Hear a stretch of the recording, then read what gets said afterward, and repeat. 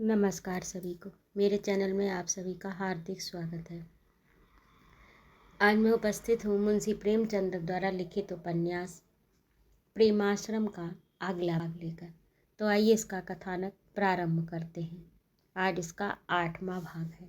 7 भाग आपको मेरे इसी चैनल पर प्लेलिस्ट के अंतर्गत प्राप्त हो जाएंगे। ज्वाला सिंह ने अपनी मर्यादा बढ़ाने के लिए ही अंग्रेजी रहन सहन ग्रहण किया था। वह अपने को किसी अंग्रेज से कम ना समझते थे। अंग्रेजों से मिलने जाते तो टोपी हाथ में ले लेते, जूते उतारने के अपमान से बच जाते। रेलगाड़ी में अंग्रेजों के साथ बैठते। वे लोग अपनी बोलचाल में उन्हें साहब ही कहा करते थे। हिंदुस्तानी समझना उन्हें गाली देना था।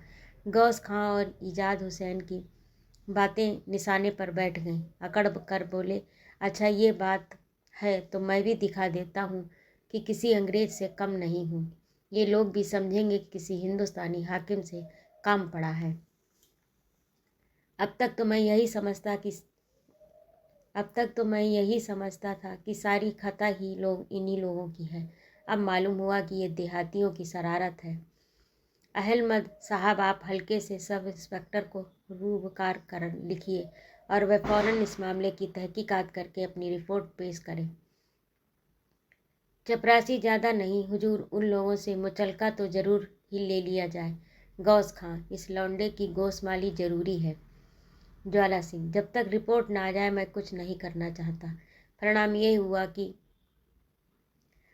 यह हुआ कि संध्या समय बाबू दयाशंकर जी फिर बेहाल होकर उसी हल्के में नियुक्त हुए। लखनपुर आ पहुँचे। कई कांस्टेबल भी साथ में थे। इन लोगों ने चौपाल में आसन जमाए। गांव के सब आदमी जमा किए गए, मगर बलराज का पता न था। ये और रंगी दोनों नील गांव को भगाने गए थे। दरोगा जी ने बिगड़ कर मनोहर से कहा, तेरा बेटा कहाँ है? सारे फिसाद की जड़ तो वही है। तूने कहीं भगा तो नहीं दिया? उसे जल्द हाजिर कर, नहीं तो वारंट जारी कर दूंगा। मनोहर ने अभी तक उत्तर नहीं दिया था। किसी ने कहा, वह बलराज आ गया। सबकी आंखें उसकी ओर उठी।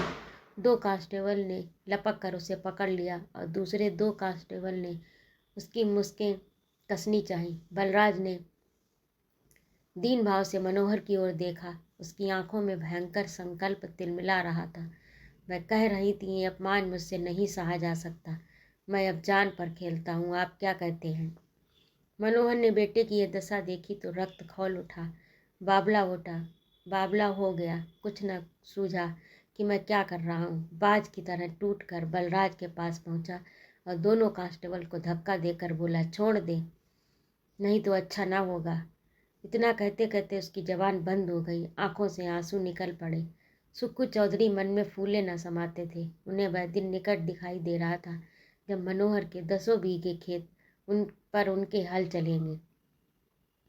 दुखरन भगत कांप रहे थे कि मालूम नहीं क्या आफत आ गई। डपट सिंह सोच रहे थे, भगवान करे मार पीट हो जाए तो इन लोगों की खूब कुंदी की जाए। विशेषर शाह थर थर कांप रहे थे। केवल कादिर खां को मनोहर से सच्ची सहानुभूति थी। मनोहर की उदंडता से उसके हृदय पर एक चोट सी लगी। सोचा, मार पीट हो गई तो फिर कुछ बनाए न बनेगी। तुरंत जाकर दयाशंकर के कानों में कहा, हुजूर हमारे मालिक हैं, हम लोग आपकी ही रियाया हैं। सिपाहियों को मना कर दे, नहीं तो खून हो जाएगा। आप जो हुक्म देंगे उसके लिए मैं हाजिर हूँ। दयाशंकर उन आदमियों में न थे जो खोकर भी कुछ नहीं सीखते। उन्हें अपने अभियोग ने एक बड़ी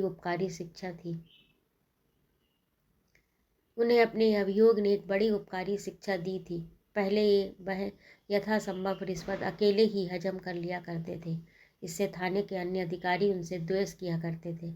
अब उन्होंने बांट कर खाना सीखा था। इससे सारा थाना उन पर जान देता था। इसके अतिरिक्त वह अब पहले की भांति अश्लील शब्दों का व्यवहार न करते थे। उन्हें अब ये अनुभव हो रहा था कि सज्जनता केवल नैतिक महत्व की वस्तु नहीं, उसका आर्थिक महत्व भी कम नहीं है। सारांश ये है कि अब उनके स्वभाव में अनर्गलता की जगह गंभीरता का समावेश हो गया था। वह इस झमेले में सारे गांव को समेटकर अपना स्वार्थ सिद्ध करना चाहते थे। कांस्टेबलों का अत्याचार इस उद्देश्य में बाधक हो सकता था। अतएव उन्होंने सिपाहियों को शांत किया और बयान लिखने लगे। पहले चपरासियों का बयान हुआ। उन्होंने अपना सारा क्रोध बलराज पर उतारा। गौस खां उनके दोनों सहनों ने भी इसी से मिलता जुलता बयान दिया। केवल बिंदा महाराज का बयान कुछ कमजोर था। अब गांव वालों के इजहार की बारी आई। पहले तो इन लोगों ने समझा कि सारे गांव पर आफत आने वाली है, लेकिन विपक्षियों के बयान से विदित हुआ कि सब लोग बलराज को फंसाने के लिए किए जा रहे हैं। बलराज पर उनकी सहृदयता के कारण समस्त गांव जान देता था। पारस्परिक स्नेह और सहृदयता भी ग्राम्य जीवन का एक शुभ लक्षण है। इस अवसर पर केवल सच्ची बात कहने से ही बलराज की जान बचती थी। अपनी ओर से कुछ घटाने या बढ़ाने की जरूरत न थी। अतएव लोगों ने साहस से काम लिया और सारी घटना सच कह सुनाई। केवल बलराज के कठोर शब्दों पर पर्दा डाल दिया। विपक्षियों ने उन्हें फोड़ने में कोई बात उठा न रखी, पर कादिर खां की दृढ़ता ने किसी को विचलित न होने दिया। 8 बजते बजते तहकीकात समाप्त हो गई। बलराज को हिरासत में लेने के लिए प्रमाण न मिले। गौस खां दांत पीस पीस कर रह गए। दरोगा जी चौपाल से उठकर अंदर के कमरे में जा बैठे। गांव के लोग एक एक कर सरकने लगे। डपट सिंह ने अकड़ कर कहा, गांव में फूट न हो तो मैं कुछ नहीं कर सकता। दरोगा जी कैसी जिरह करते थे कि कोई फूट जाए। दुखरन भगवान चाहेंगे तो अब कुछ न होगा। मेल बड़ी चीज है। मनोहर भाई, तुम लोगों ने मेरी आबरू रख ली, नहीं तो कुशल नहीं थी। डपट सिंह लश्कर वालों ने समझा था कि जैसे दूसरे गांव वालों को दबा लेते हैं, वैसे ही इन लोगों को भी दबा लेंगे। दुखरन, इस गांव पर महावीर स्वामी का साया है, इसे क्या कोई खाकर दबाएगा। मनोहर, कादिर भैया, जब दोनों कांस्टेबल ने बालू का हाथ पकड़ा तब मेरे बदन में जैसे आग लग गई, मगर वे छोड़ न देते तो चाहे जान से जाता। पर एक बात तो है कि जान लेकर ही छोड़ता। डपट, अचरज तो ये है कि बलराज से इतना जब्त कैसे हुआ। बलराज, मेरी तो जैसे सिट्टी पिट्टी भूल गई थी। मालूम होता था लक्ष्य हाथों में दम नहीं। हाथ जब वह दादा से हाथापाई करने लगे तो मुझे जब्त ना हो सका। दुखरन, चलो भगवान की दया से सब अच्छा हुआ, अब कोई चिंता नहीं। ये बातें करते हुए लोग अपने अपने घर गए। मनोहर अभी भोजन करके चिलम पी रहा था कि बिंदा महाराज आकर बैठ गए। ये बड़ा सहृदय मनुष्य था तो जमींदार का नौकर, पर उसकी सहानुभूति सदैव आसामियों के साथ रहती थी। मनोहर उसे देखते ही खाट पर से उठ बैठा। बिलासी घर में से निकल आई। बलराज जो ऊख की गडेरियां काट रहा था, हाथ में घड़ासा लेकर आकर खड़ा हो गया। आजकल ऊख पेरी जाती है, पहर रात रहे कोलू खड़े हो जाते थे। मनोहर ने पूछा, कहो महाराज, कैसे चले? चौपाल में क्या हो रहा? बिंदा, तुम्हारा गला रेतने की तैयारियां हो रही। दरोगा जी ने गांव के मुखिया लोगों को बुलाया है। अब सबसे अपना अपना बयान बदलने के लिए कहा है। धमका रहे हैं कि बयान न बदलोगे तो सबको मुचलका ले लेंगे। उस पर 100 रुपए की थैली अलग मांगते हैं। डर के मारे सबकी नानी मर रही है। बयान बदलने पर तैयार हैं। मैंने सोचा चलकर तुम्हें खबर दे दूं। जमींदार के चाकर हैं तो क्या, पर हैं तो हम और तुम एक। मनोहर के पांव तले जमीन निकल गई। बिलासी सन्नाटे में आ गई। बलराज के भी होश उड़ गए। गरीबों ने समझा था कि बला टल गई, अपने काम धंधे में लग गए। इस समाचार ने आंधी के झोंके की तरह नौका को डामाडोल कर दिया। किसी के मुंह से आवाज न निकली। बिंदा ने फिर आकर कहा, सबों ने कैसा अच्छा बयान दिया था। मैंने समझा था कि सब अपनी बात पर अड़े रहेंगे, पर सब कायर निकले, एक ही धमके में पानी हो गए। मनोहर, मेरे ऊपर कोई गिरह दशा आई हुई है और क्या। इस लौंडे के पीछे क्या क्या दुर्गति होती है। बिंदा, रात तो बहुत हो गई है, पर बन पड़े तो लोगों के पास जाओ, अरज विनती करो, कौन जाने मान ही जाए। बलराज ने तनकर कहा, किसी भगुए के पास जाने का काम नहीं। यही ना होगा मेरी सजा हो जाएगी। मेरी कायरों से, पर कायरों, ऐसे कायरों से भगवान बचाए। मुचलके के नाम से जिनके प्राण सूखे जाते हैं, उनका कोई भरोसा नहीं। यहाँ मर्द हैं, सजा से नहीं डरते। कोई चोरी नहीं की, डाका नहीं मारा। सच्ची बात के पीछे सजा से भी नहीं डरते। सजा नहीं, गला कट जाए तब भी डरने वाले नहीं। मनोहर, अरे बाबा चुप भी रहो। आया है बड़ा मर्द बन के। अब तेरी उम्र थी तो हम भी आकाश पर दिया जलाते थे, पर अब वह कलेजा कहाँ से लाएं। बिंदा, इन लड़कों की बातें ऐसी होती हैं, ये क्या जाने माँ बाप के दिल पर क्या गुजरती है। जाओ कहो सुनो धिक्कारो, आंखें चार होने पर कुछ ना कुछ मुरौवत आ ही जाती है। बिलासी, हाँ अपनी वाली कर लो, आगे जो भाग में बंधा है वह तो होगा ही। 9 बज चुके थे, प्रकृति कोहरे के सागर में डूब गई थी। घरों के द्वार बंद हो चुके थे, अलाव ठंडे हो गए। केवल सुक्खू चौधरी के कुल्हाड़े में गुड़ पक रहा था। कई आदमी भट्टे के सामने आग ताप रहे थे। गांव की गरीब स्त्रियां अपने अपने घड़े लिए गरम रस की प्रतीक्षा कर रही थी। इतने में मनोहर आकर सुक्खू के पास बैठ गया। चौधरी अभी चौपाल से लौटे थे और अपने मेलियों से दरोगा जी की सज्जनता की प्रशंसा कर रहे थे। मनोहर को देखते ही बात बदल दी और बोले, आओ मनोहर बैठो, मैं तो आप ही तुम्हारे पास आने वाला था। कढ़ा की चाशनी देखने लगा। इन लोगों को चाशनी की परख नहीं है, कल एक पूरा ताव बिगड़ गया। दरोगा जी तो बहुत मुंह फैला रहे हैं, कहते हैं सबको मुचलका लेंगे, उस पर 100 की थैली अलग मांगते हैं। हाकिमों के बीच में बोलना जान जोखिम है, जरा सी सुई का पहाड़ हो गया। मुचलका का नाम सुनते ही सब लोग थरथरा रहे, अपने अपने बयान बदलने को तैयार हो रहे। मनोहर, तब तो बल्लू के फंसने में कोई कसर ही नहीं रही।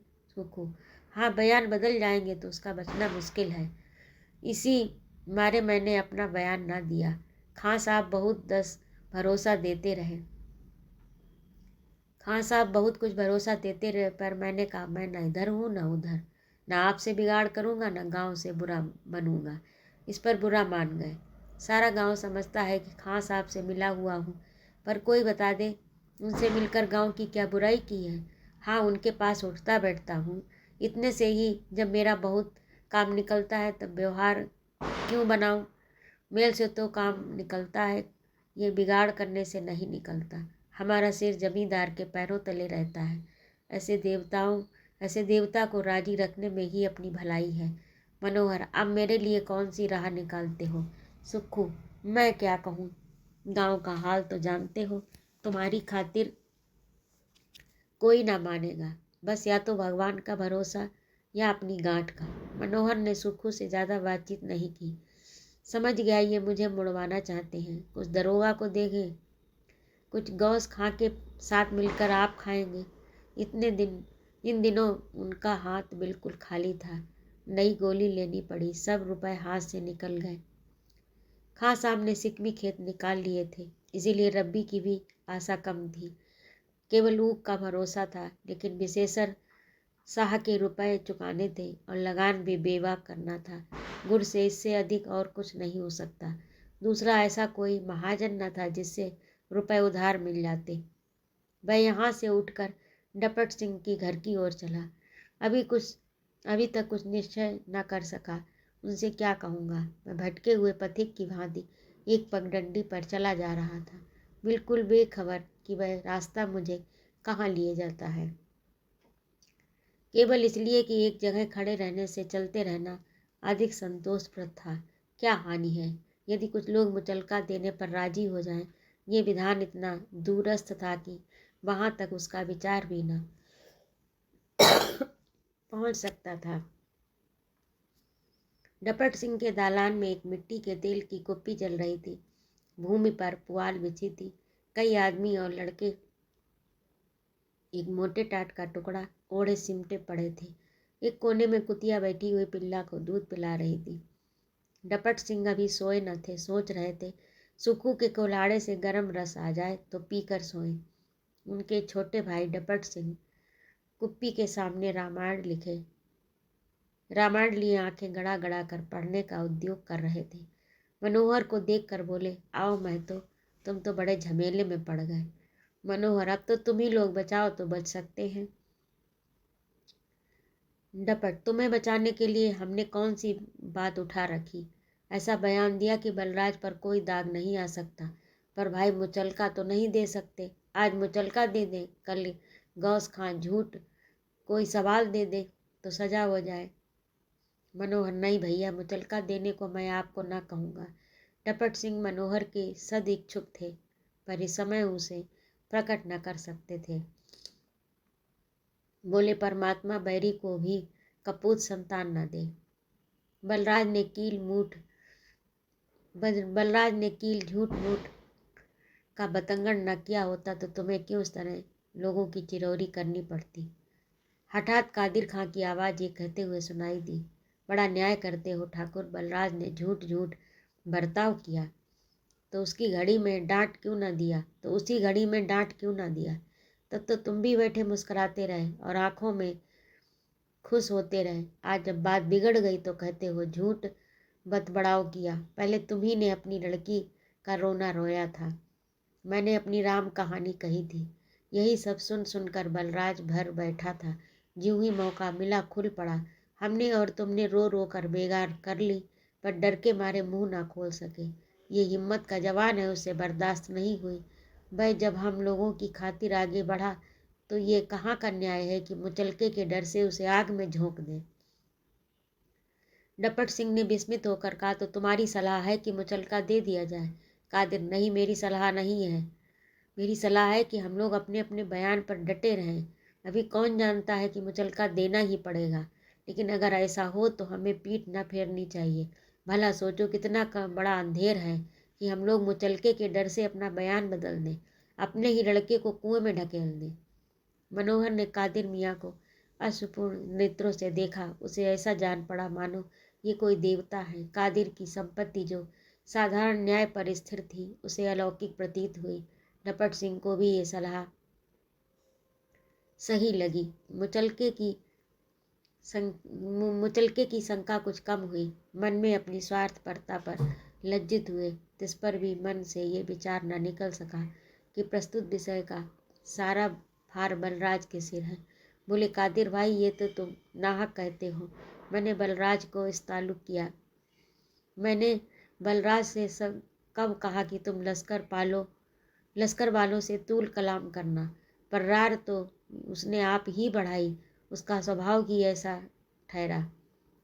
आज को सिपाहियों से उलझा है, कल को किसी पर हाथ ही चला दे तो हम लोग कहाँ तक उसकी हिमायत करेंगे। कादिर, तो मैं तुमसे कब कहता हूँ कि उसकी हिमायत करो। मैं बुरी राह चलेगा तो आप ठोकर खाएगा। मेरा कहना नहीं यही है कि हम लोग अपनी आँखों की देखी कानों की सुनी बातों को किसी के भय से उलट फेर ना करें, अपनी जान बचाने के लिए फरेब ना करें।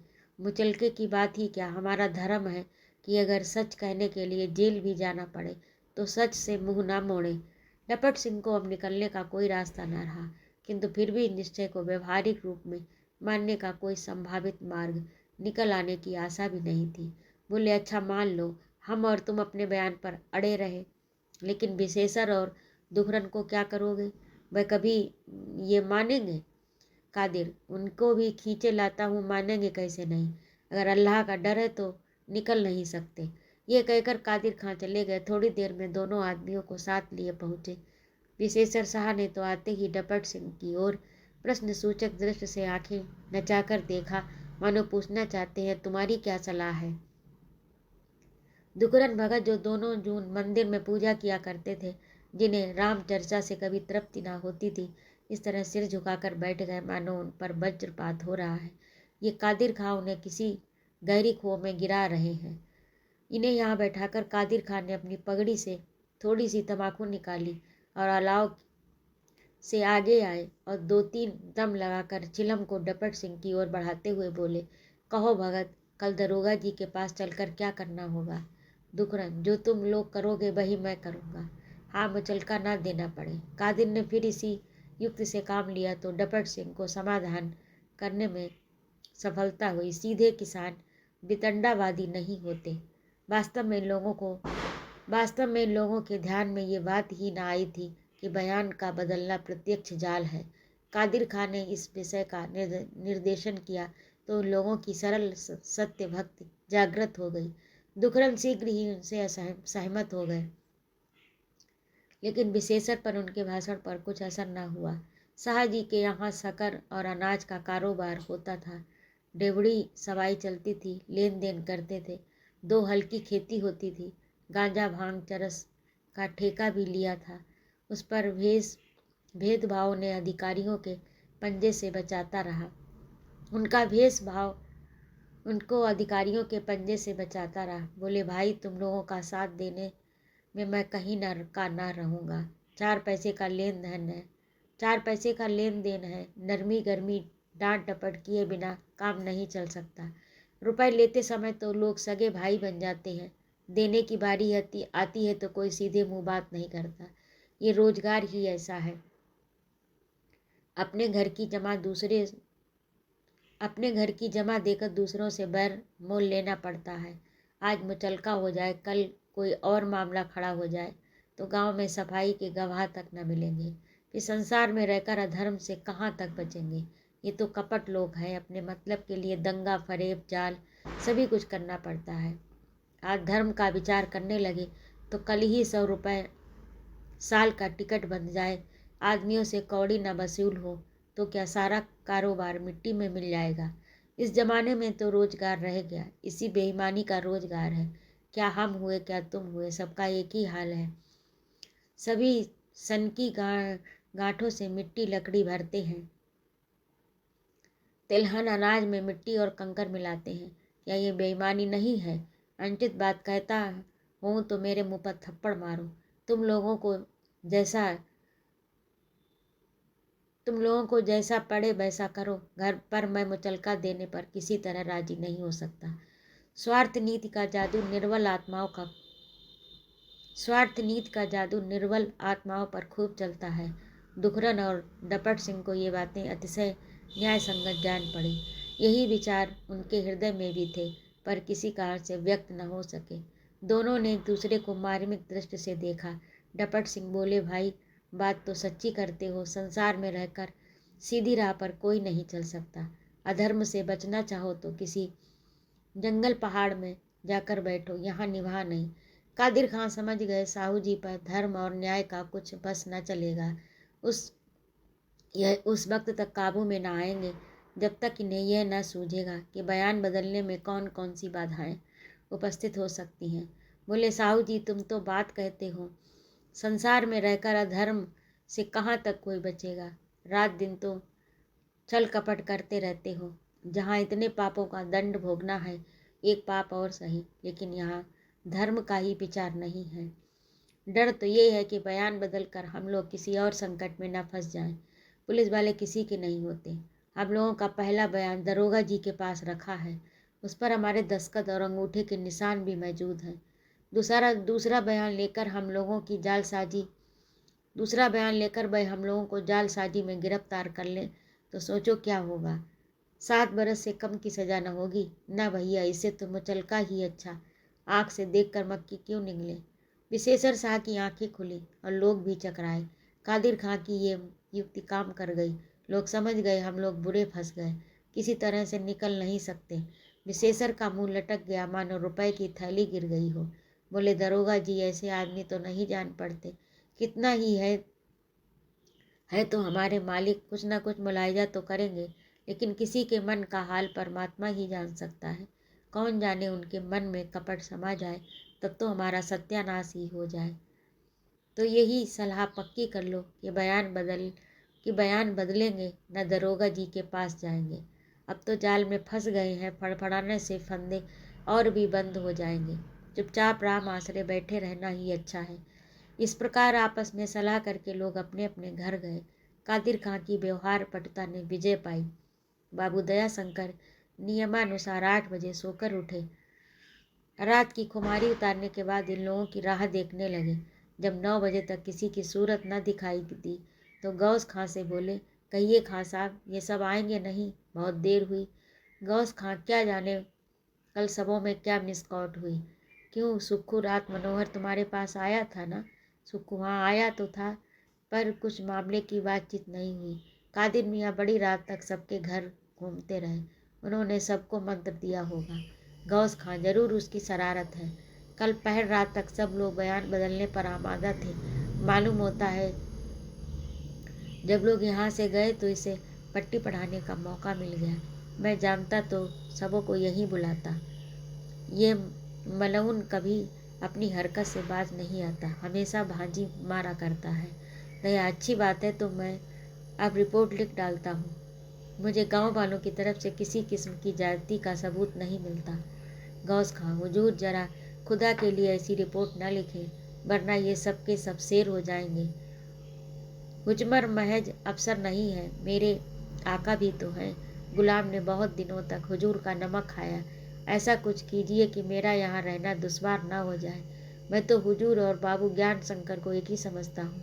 मैं नहीं चाहता कि बलराज को कम से कम 1 माह की सज़ा हो जाए और बाकी से मुचलका ले लिया जाए। ये इनायत खास मुझ पर होगी, मेरी धाक बन जाएगी। आइंदा से हुक्काम की बेगार में जरा भी दिक्कत न होगी। दयाशंकर, आपका फरमान बजा है, पर मैं इस वक्त न आपके पास आका की हैसियत में हूँ और ना मेरा काम हुक्काम के लिए बेगार पहुँचाना है। मैं तस्वीज़ करने आया हूँ और किसी के साथ रू रियायत नहीं कर सकता। ये तो आप जानते हैं। मैंने मुफ्त कलम उठाने का सबक नहीं पढ़ा, किसी पर जब्र नहीं करता, सख्ती नहीं करता, सिर्फ काम की मजदूरी चाहता हूँ और खुशी से जो मुझसे काम लेना चाहे उजरत पेश करे। और मुझे महज अपनी फिक्र तो नहीं, मेरे मात हाथ और भी तो कितने ही छोटी छोटी तनख्वाहों के लोग हैं, उनका गुजर कैसे होगा। गांव वालों से मेरी कोई दुश्मनी नहीं, बल्कि वह गरीब तो मेरे पुराने वफादार आसामी हैं। मैं मच्छर नहीं कि डंक मारता फिरूं। कसम खा चुका हूँ, अब तक 100 से कम की तरफ निगाह ना उठाऊंगा। ये रकम चाहे आप दें या काला चोर दे, मेरे सामने रकम आनी चाहिए। गुना बेलज्जत नहीं कर सकता। गौस खां ने बहुत मिन्नत समात की, अपनी हीन दशा का रोना रोया, अपनी दुरावस्था का पचड़ा गाया, पर दरोगा जी टस से मस न हुए। खां साहब ने लोगों को नीचा दिखाने का निश्चय कर लिया था, इसी में उनका कल्याण था। दरोगा जी के पूजा अर्पण के सिवा अन्य कोई उपाय न था। सोचा जब मेरी धाक जम जाएगी तो ऐसे कई 100 का उबारा निवारा मैं कर लूँगा। कुछ रुपए अपने संदूक से निकाले, कुछ चौधरी के लिए दरोगा जी की खिदमत में पेश की। ये रुपए उन्होंने अपने गांव में एक मस्जिद बनाने के लिए जमा किए थे। निकालते हुए हार्दिक वेदना हुई, पर समस्या ने विवश कर दिया। दयाशंकर ने काले काले रुपयों का ढेर देखा तो चेहरा खिल उठा। अब आपकी फतेह है, रिपोर्ट लिखता हूँ कि मिस्टर ज्वाला सिंह जी फड़क जाएं, मगर आपने ये रुपए जमीन में दफन कर रखे थे क्या? गौस खां, अब हजूर कुछ न पूछे, बरसों की कमाई है, ये पसीने के दाग हैं। दयाशंकर हंसकर, आपके पसीने के दाग तो न होंगे, हाँ आसामियों के खून के जिगर के दाग हैं। 10 बजे रिपोर्ट तैयार हो गई। 2 दिन तक सारे गांव में कोहराम मचा रहा। लोग तलब हुए, फिर सबके बयान हुए। अंत में सबसे 100-100 रुपए के मुचलके लिए गए। कादिर खां का घर से बाहर निकलना मुश्किल हो गया। शाम हो गई। बाबू ज्वाला सिंह शिकार खेलने गए हुए थे। फैसला कल सुनाया जाने वाला था। गौस खां ईजाद हुसैन के पास आकर बैठ गए। बोले, क्या डिप्टी साहब अभी शिकार से वापस नहीं आए? ईजाद हुसैन कहीं घड़ी रात तक लौटेंगे। हुकूमत का मजा तो दौरे में ही मिलता है। घंटे आध घंटे कचहरी की बाकी सारी बातें, दिन मटर गश्ती करते रहे, रोज नामचा भरने को लिख दिया, पड़ताल करते रहे। गौस खां, आपको तो मालूम ही हुआ होगा, दरोगा जी ने मुझे आज खूब पथरा। ईजाद, इन हिंदुओं से खुदा समझे, ये बल्कि मत अस्मी होते हैं। हमारे साहब बहादुर भी बड़े मुंसिफ बनते हैं, मगर जब कोई जगह खाली होती है तो वह हिंदू को ही देते हैं। अर्दली चपरासी मजीद को आप जानते होंगे, अभी हाल में उसने जिल्दबंदी की दुकान खोल दी, नौकरी से इस्तीफा दे दिया। आपने उसकी जगह पर एक गंवार अहीर को मुकर्रर कर लिया। अर्दली चपरासी पर उसका काम है गायें दूहना, उन्हें चारा पानी देना। दौरे के चौकीदारों से 2 कहार ले लिए, उनसे खिदमतदारी का काम लेते हैं। जब इन हथकंडों से काम चलते हैं तो बेगार की जरूरत क्या? हम लोगों को अलबत्ता हुक्म मिला है, बेगार न लिया करो। सूर्य अस्त हुए खां साहब को याद आया कि नमाज का वक्त गुजरा जाता है। वजू किया, एक पेड़ के नीचे नमाज पढ़ने लगे। इतने में विशेषर शाह ने रावटी के द्वार पर आकर अहमद साहब को अदब से सलाम किया। स्थूल शरीर, गाड़े की मिर्जई, उस पर गाड़े की दोहर सिर पर एक मैली सी पगड़ी, नंगे पांव, मुख मलिन, स्वार्थपूर्ण विनय की मूर्ति बने हुए थे। एक चपरासी ने डांट कर कहा, यहाँ कहाँ घुसे चले आते हो? कुछ अफसरों का अदब लिहाज भी है कि नहीं? विशेषर साहब 2-3 पग पीछे हट गए और हाथ बांध कर बोले, सरकार एक विनती है, हुक्म हो तो अर्ज करूं। ईजाद, क्या कहते हो? तुम लोगों के मारे तो दम मारने की फुर्सत नहीं। जब देखो एक न एक आदमी शैतान की तरह सिर पर सवार रहता है। विशेषर, हुजूर बड़ी देर से खड़ा हूँ। ईजाद, अच्छा खैर अपना मतलब कहो। विशेषर, यही अरज है कि हुजूर मुझे मुचलका ना लिया जाए। मैं बड़ा गरीब हूँ, सरकार मिट्टी में मिल जाऊँगा। अहमद साहब के यहाँ ऐसे गरज के बावले आँख के अंधे गांठ के पूरे नित्य ही आया करते हैं। वह उनके कल पुर्जे खूब जानते हैं। पहले मुंह फेरा, फिर अपनी व्यवस्था प्रकट की, पर भाव ऐसा सीलपूर्ण बनाए रखा कि शिकार हाथ से निकल न जाए। अंत में मामले पर आए, रुपए लेते हुए ऐसा मुंह बनाया कि मानो दे रहे हों। शाह जी को दिलासा देकर विदा किया। चपरासी ने पूछा, क्या इससे मुचलका न लिया जाएगा? तो ये था आज का भाग। आपको कैसा लगा कमेंट करके अवश्य बताइएगा। और यदि आपको मेरा कहानी सुनाना अच्छा लगता हो तो कृपया मेरे चैनल को सब्सक्राइब करें, लाइक और कमेंट करें। सुनने के लिए बहुत बहुत धन्यवाद। जय माँ भारती।